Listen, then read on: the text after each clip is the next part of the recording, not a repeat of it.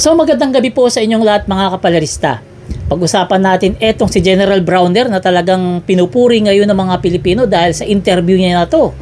Dahil hindi na malingid sa ating kaalaman na maraming mga tanga ang hinihikayat etong si General Browner na iwanan si Pangulong Bongbong Marcos para mapabagsak nila at para maiupo na yung magnanakaw na babae.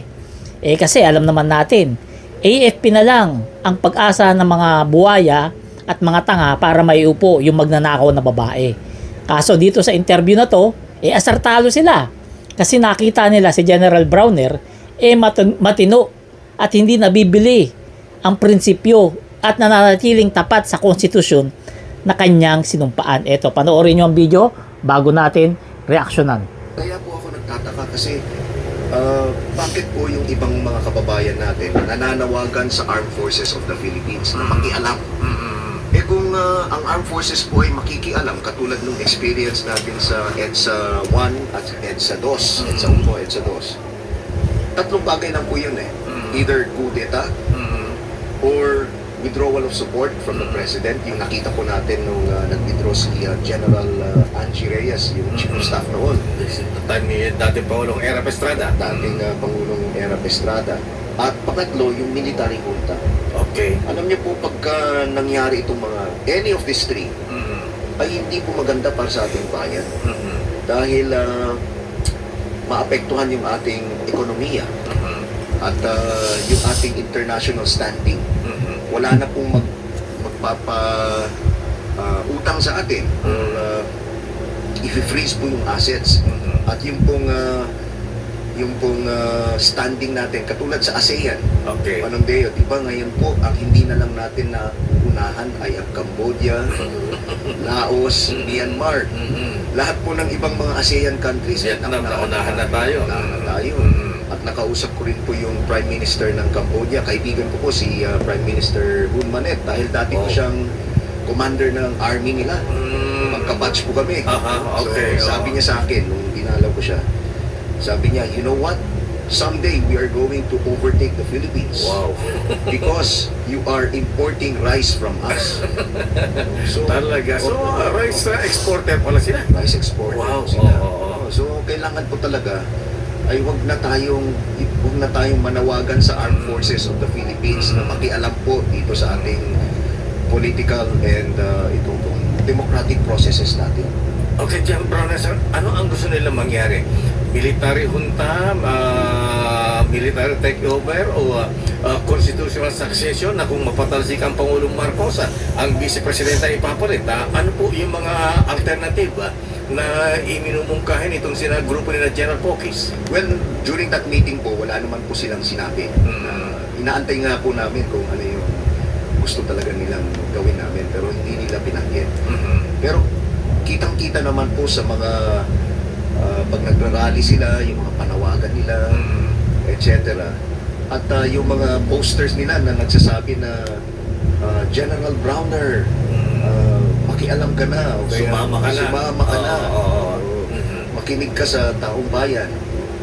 So, yun po yung mga, kaya po, nananawagan ako sa ating mga kababayan na huwag na pong idamay ang armed forces. Please, shield the armed forces from the political environment. Yung mga nangyayari po ngayon sa ating... So yan, nakita nyo ha? Ang galing ng sagot na itong si General Browner ha? Sabi niya, hindi raw maganda kung mangingialam ang AFP sa gulo ng politika, which is totoo naman. Kasi kung mangingialam ang AFP gaya na lamang noong 1998, hindi maganda sa ekonomiya gaya nung panahon na noong 1998. Hirap na hirap makabangon yung ekonomiya natin. Hanggang ngayon nga, hirap pa rin eh. Kaya tama talaga etong si General Browner na nananawagan na protektahan yung AFP ng taong bayan na wag nang isama sa politika, sa gulo ng politika. Kasi etong si General Browner, hindi ito talaga makikisama dyan sa gulo ng politika kasi hindi naman nila linya yan. Hindi nila yan trabaho. Ang trabaho nila, protektahan ng taong bayan at Pilipinas at maging tapat sa konstitusyon.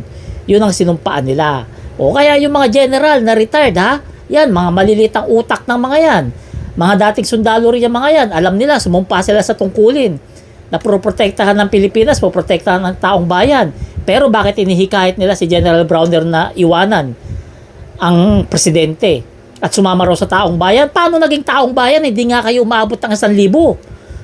Tanga ba yung mga general na yan? Yung mga retired general, tanga ba yan? Tayo nagtatanong lang ha, tanga ba yung mga yan? Hindi ba nila alam na hindi naman taong bayan yung mga nagrarally? At bakit sinasabi nila, sumama na ito si General Browner sa mga taong bayan? Eh hindi naman taong bayan yan eh. Hindi nga kayo umaabot ng 1,000 yung rally nyo. Pinagtatawanan nga lang kayo ng September 21. Diba? Sabi nyo, mag-rally kayo dyan sa may gate ng Camp Aguinaldo sa may tapat ng BB Sullivan. O ano nangyari? Di napahiya kayo. Nilangaw kayo. Pinagtatawanan lang kayo ng mga Pilipino. O ano nangyari? Napabagsak nyo ba? Hindi. Anong resulta? Ayun, napahiya kayo. Kasi nalaman ninyo na wala kayong hatak sa Pilipino kasi hindi naman kayo kilala. Hindi kayo kinikilala ng mga Pilipino kaya para sundin nila kasi alam nila na hindi maganda ang adhikain ninyo na pabagsakin si President Bongbong Marcos, yung mga retired dyan na mga sundalo. Diba? Mga naturingan kayo mga nakapag-aral pero hindi kayo gumagamit ng utak kaya nangyayari, napapahiya kayo ngayon sa taong bayan. O, diba? Totoo yan. O kaya wag nyo nang isama si General Browner sa kahibangan ng utak ninyo. Kasi itong si General Browner talagang matino.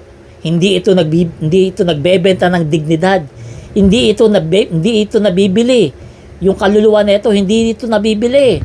Dahil talagang tapat lang siya sa sinumpaan niyang tungkulin at hindi kailanman magpapagamit sa mga retired general para maiupo yung magnanakaw na buwaya. Di ba? Yan ang totoo dyan.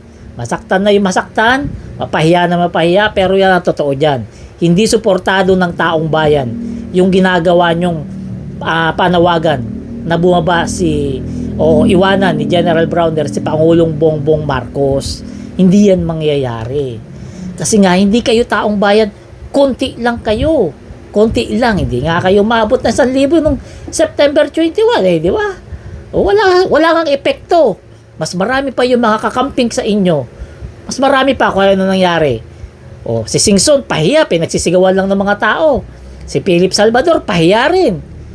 Kasi nga, konti nga lang kayo. Kaya hindi nyo mapabagsak si PBBM.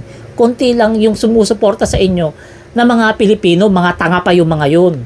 Kasi yung mga matitino na Pilipino, ayaw nila pabagsakin si PBBM kasi nga magaling si PBBM.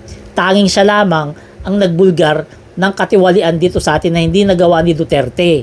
Kasi si Duterte walang bayag. Si Duterte duwag. Si Duterte may pinuprotektahan para na alam naman natin yung tumanggap ng 51 billion para hindi masama sa mga mangyayaring investigasyon. Si PBBM, di ba?